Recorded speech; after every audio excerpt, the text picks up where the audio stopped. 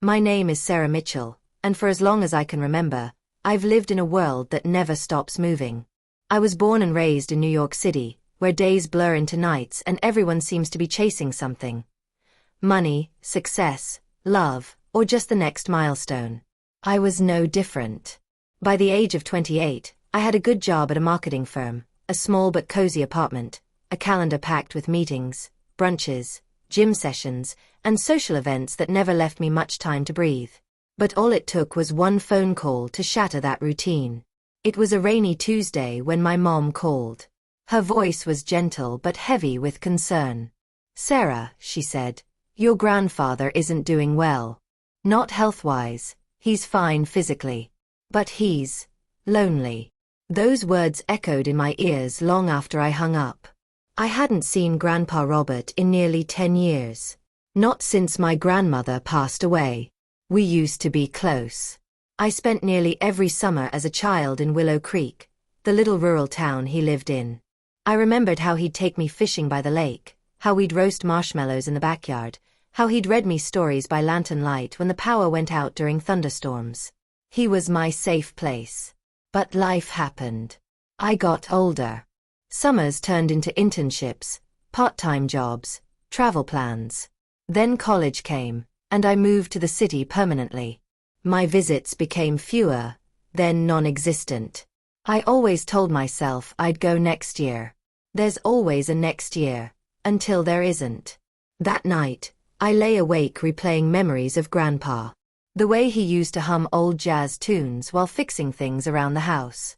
His laugh, deep and warm, like a fire crackling on a winter night. The way he called me kiddo, even when I turned 20.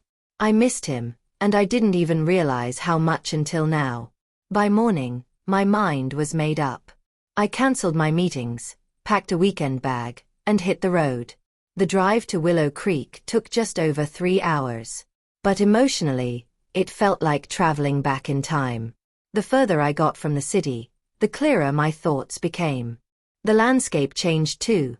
Skyscrapers turned into silos, taxis turned into tractors, and city noise gave way to birdsong and rustling leaves. When I pulled into Maple Street and saw the old White House again, it felt like I had stepped into one of my own memories. The house looked exactly the same, though slightly older. The front porch still had the swing set where I'd spent countless afternoons. The garden out front was a little overgrown, but the same wooden wind chime dangled from the awning, playing soft notes in the breeze. Grandpa was on the porch, rocking slowly in his chair, newspaper folded in his lap. He looked thinner, older, but his eyes lit up when he saw me. "Sarah?" he asked, standing slowly, squinting. I stepped out of the car, and my throat tightened. "Hi, Grandpa." He walked toward me with surprising strength for someone his age, and pulled me into a hug that felt like home. Inside, the house smelled the same. Aged wood, vanilla candles, and just a hint of tobacco from the old pipe he no longer used but still kept on the mantel. I set my things in the guest room, which hadn't changed a bit. The quilt on the bed was still the one Grandma had sewn, and my old childhood books still sat on the shelf. Grandpa made tea the way Grandma used to, black with honey and a hint of cinnamon. We sat at the kitchen table, sunlight pouring in through the lace curtains, and just talked. He asked about everything. My job, my friends, if I was dating. I told him about my recent breakup, about how my ex and I had different goals. How I was feeling a little lost lately. He listened patiently, nodding occasionally, never rushing me. That was one of his greatest gifts. He made you feel like your words mattered. "I'm glad you came," he said softly. "This house has been too quiet." The next morning, I joined him on his walk to the lake. The path was slightly overgrown, but the scenery was breathtaking. Wildflowers bloomed in every shade of purple and yellow. The air smelled of earth and pine. We sat on the old wooden bench facing the water, and he pulled out a thermos of coffee. "Your grandma and I used to come here every Sunday," he said. "Even when her legs started hurting, she made me bring her. Said it reminded her of our youth." I smiled, picturing her with her wide-brimmed hat and floral dress, laughing with him by the water. We spent the afternoon tending to the garden. I pulled weeds while he watered the tomatoes. He showed me the mint he was growing, his latest hobby. It wasn't much, but it gave him a reason to step outside each day. The days that followed blurred into a comforting rhythm. We repainted the living room, organized old photo albums, baked a cherry pie that burned slightly on the edges but still tasted like heaven. He even taught me how to fix a squeaky cabinet door, and I showed him how to use his smartphone properly. One night, as we watched fireflies from the porch, Grandpa shared a story I had never heard. When I came back from the war, he began, I didn't know how to be around people. I'd seen too much. But your grandmother, she saved me. She didn't rush me. Just sat beside me until I found the words. He paused, looking at the stars. Losing her, he continued, was like losing half of myself. The house has been quiet ever since. I'm so sorry, Grandpa, I said, placing my hand over his. He smiled weakly. But you being here, it's brought life back into this place. Into me. It hit me then. He wasn't just lonely because of silence. He missed being needed, being seen.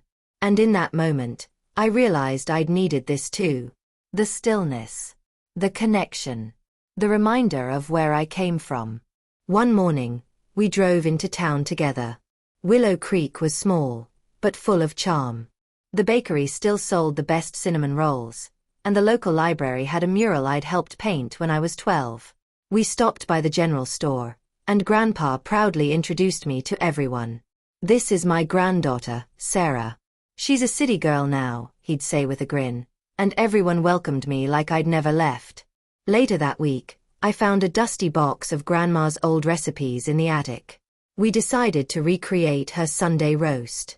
It didn't come out perfect, but the effort made us both laugh, especially when the gravy spilled all over the table. Word got around that I was in town, and soon, the neighbors invited us over for a potluck. Grandpa brought his old guitar, the one he hadn't played in years. His fingers were slower, but the melody was just as sweet. When he started playing You Are My Sunshine, a few people wiped away tears. I did too. By the second week, Grandpa looked younger. His posture straighter, his smile quicker. He joined the local chess club again. I even caught him flirting, harmlessly, with a lady from the Garden Society. And me. I started waking up before the alarm.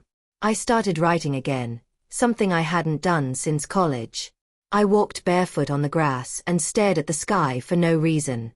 The anxiety that had become my constant companion in the city began to fade. When it was finally time to return to New York, I felt a strange tug in my chest.